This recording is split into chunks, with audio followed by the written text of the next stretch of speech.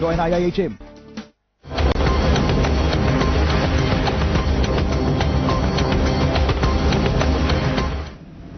নমস্কার, শুরু করছি সন্ধ্যা 6টার প্রাইম টাইম। লিমা রয়েছে আপনাদের সঙ্গে। এই মুহূর্তে শুরুতে অত্যন্ত গুরুত্বপূর্ণ খবর। এসএসসির অনশন মঞ্চে মুখ্যমন্ত্রী মমতা বন্দ্যোপাধ্যায়ের সঙ্গে উপস্থিত রয়েছেন শিক্ষামন্ত্রী পার্থ চট্টোপাধ্যায়। আপনারা দেখতে পাচ্ছেন আজকে 28 দিনে পড়ছে এই অনশন। 350 জন প্রার্থী রয়েছেন এই অনশনে। আমি বিস্তারিত জানবো আমাদের প্রতিনিধি তন্ময় প্রামাণিকের থেকে। তন্ময়, এই মুহূর্তে কি পরিস্থিতি?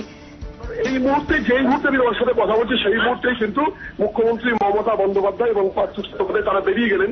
মুখ্যমন্ত্রী এসে যেটা এখানে বললেন যে 10 জনের একটি কমিটি তৈরি করা হচ্ছে। ইতিমধ্যেই সরকার 5 জনের একটি কমিটি তৈরি করে রেখেছে। সেখানে আরো 5 জন এই অনশন যারা করছেন, যারা উন্নয়নকারী রয়েছেন, তাদের মধ্য থেকে 3 জন বলছে যে শিক্ষার্থী যারা পুরুষ এবং 2 জন মহিলা শিক্ষার্থী এবং যারা চাকরি প্রার্থী, তাহলে সেই 5 জন এই কমিটিতে যুক্ত করা হবে। যেহেতু সামনে নির্বাচন রয়েছে সেই কারণে তিনি কোনো প্রতিশ্রুতি দেবেন না, কারণ তাতে মডেল কোড অফ কন্ডাক্ট অর্থাৎ নির্বাচনী বিধি যেটা রয়েছে সে বিধি ভঙ্গের শঙ্কা রয়েছে। সে কথা মুখ্যমন্ত্রী তাদেরকে হ্যান্ড মাইকে বললেন এবং তিনি বললেন যে আমাকে দেখে তোমরা আশ্বস্ত হও। আমি যখন নিজে এখানে এসেছি, আমি যখন নিজে তোমাদের এই প্রতিশ্রুতি দিচ্ছি, তোমরা অন্তত এটুকু বোঝার চেষ্টা করো যে আমার কিছু বিধিনিষেধ রয়েছে। তাই হচ্ছে যে আমি তোমাদেরকে সেই জায়গাটা বলতে পারছি না, কিন্তু আলাপ আলোচনা করে জুন মাসে চূড়ান্ত সিদ্ধান্ত হবে। তোমাদের দাবি সঠিক হলে সেই দাবি মেনে নেওয়া হবে। এই কথা কিন্তু মুখ্যমন্ত্রী আজকে তাদেরকে বুঝিয়ে বললেন।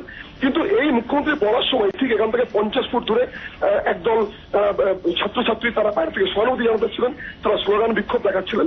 কিন্তু মুখ্যমন্ত্রী তার কথা যখন এখানে অনশনকারীদের বলছিলেন, অনশনকারীদের কয়েকজন মেয়ে তারা কাঁদতে কাঁদতে কিন্তু মুখ্যমন্ত্রীর পা জড়িয়ে ধরেন, বলেন যে আপনি বোঝার চেষ্টা করুন এবং যে আমরা এখন বলতে পারছি না, সামনে ইলেকশন রয়েছে সেই কারণে, কিন্তু আমাকে আপনারা বিশ্বাস করুন।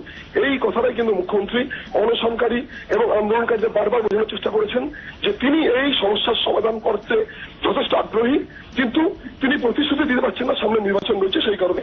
এইটা বলেই কিন্তু মুখ্যমন্ত্রী দ্রুত ঘটনাস্থল থেকে বেরিয়ে যান।